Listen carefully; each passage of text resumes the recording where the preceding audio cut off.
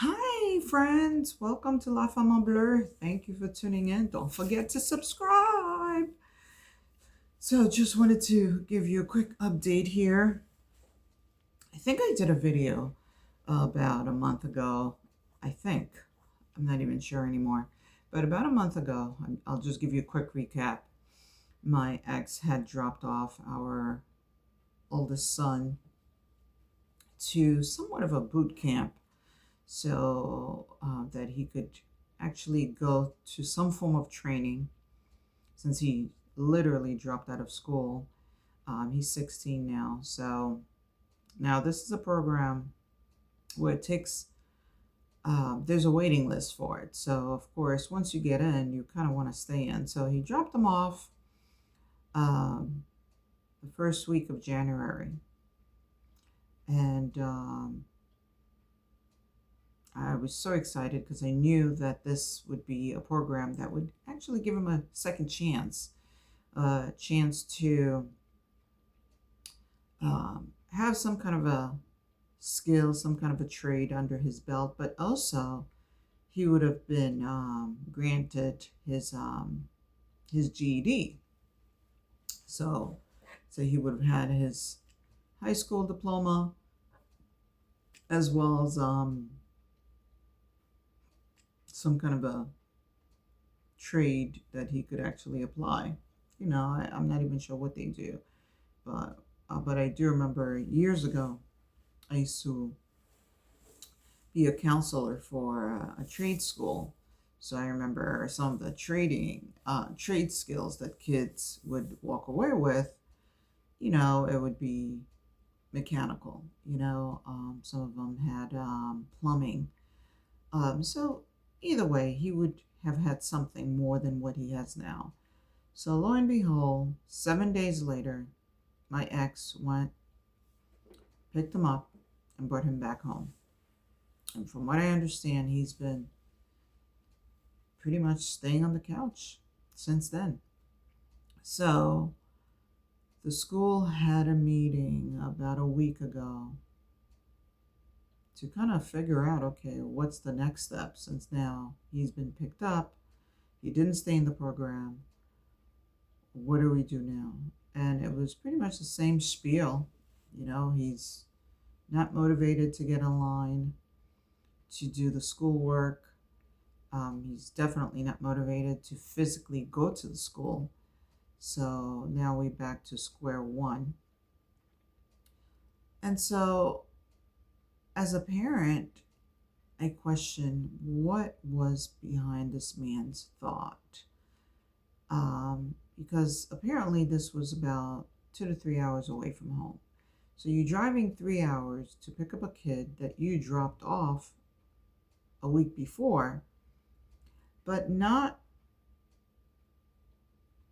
there wasn't a time where it even triggered for him to even call me, to kind of run the idea by me.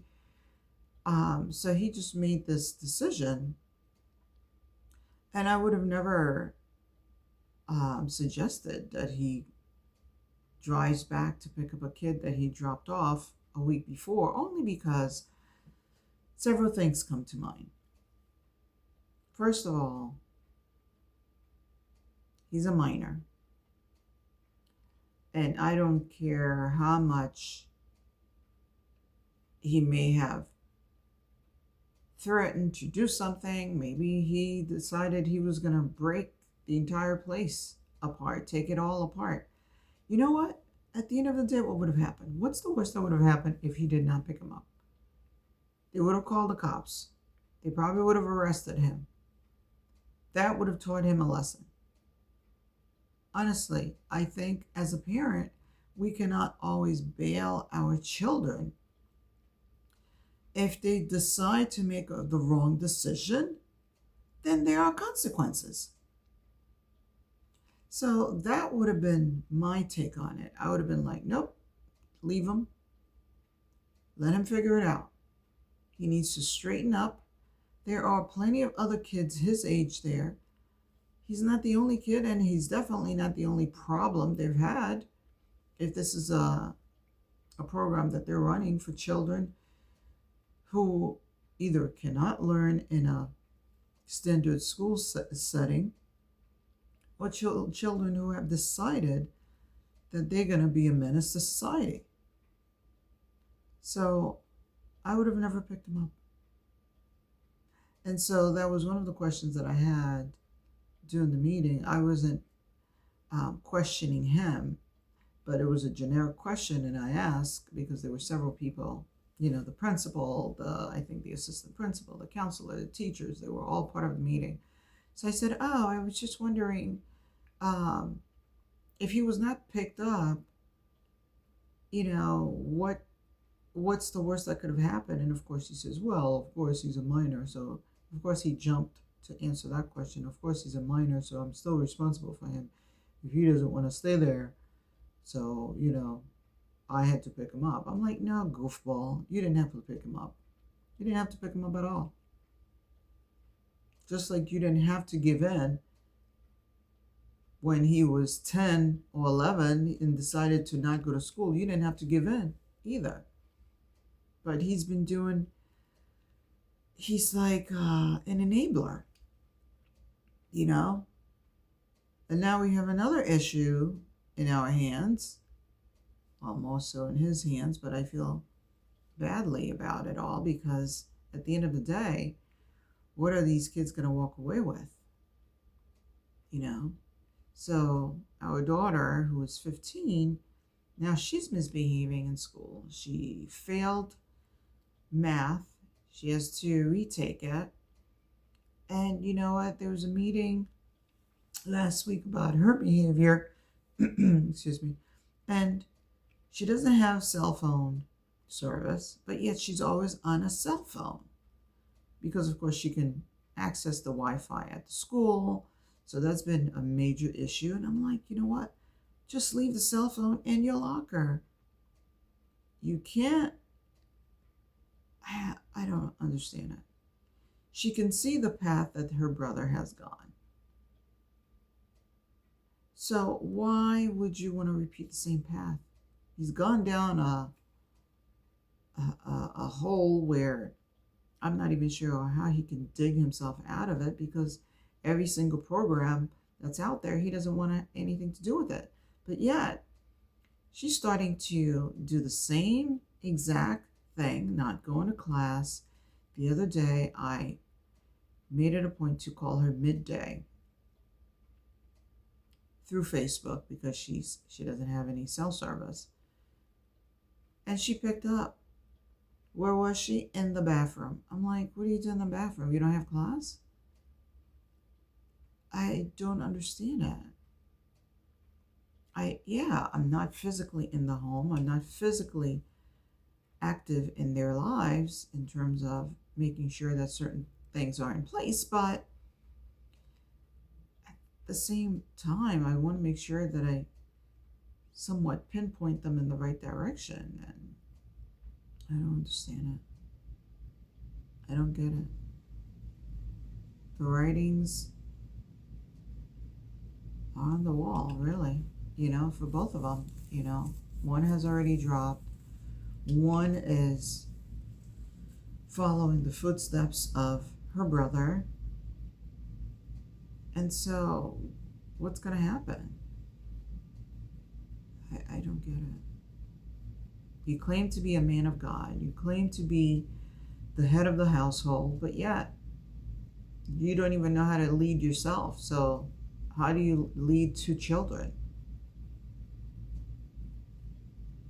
This man is a knucklehead. He really is. He's a knucklehead. He's got no backbone, which is why these kids are doing whatever they want, but they're children.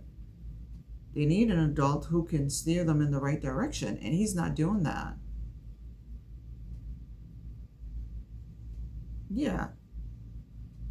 Someone could easily say, well, you're not in the home, so yeah, I'm not in the home because he's a knucklehead to begin with.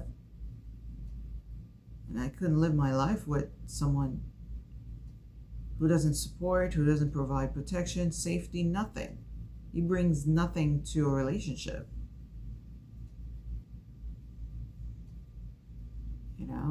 Unfortunately, probably made the same mistake that most women make.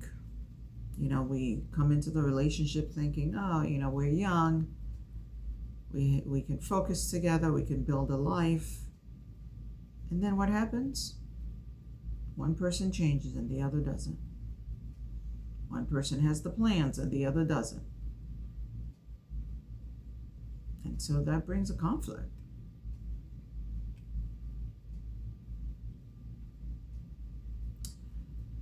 All right. Enough with my venting sessions. Thank you for listening. Leave a positive comment. Please subscribe. Really appreciate you guys. I'm hoping that you guys are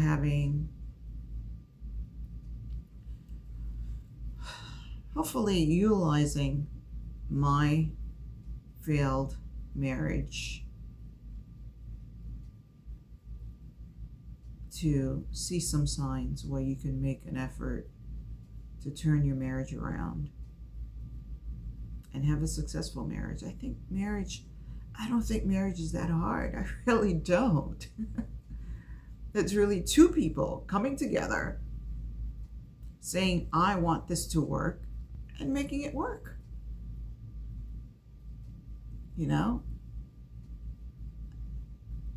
That's it. I married a man that I thought I could build a future with. It's about sitting down, man and female. All right? Male and female. Sitting down, figuring out what they need to do to make the marriage work, and making sure that you apply those things. Application is a key part. Having it on paper is one thing, but if you just leave it on paper and not put any action to it, then what's going to happen? Your marriage is doomed to fail.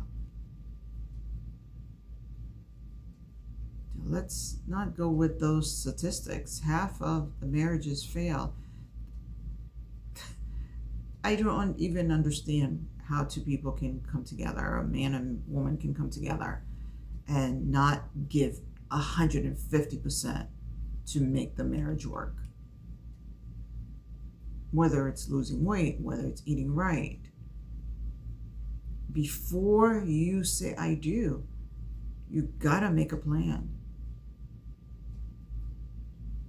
And make sure it's a plan that you both can agree to. If you can't agree to it, then don't walk down the altar. Do not say I do. Don't walk into a marriage with false expectations. No, walk into the marriage with clear expectations. This is what we're going to do. And together, we will make it work.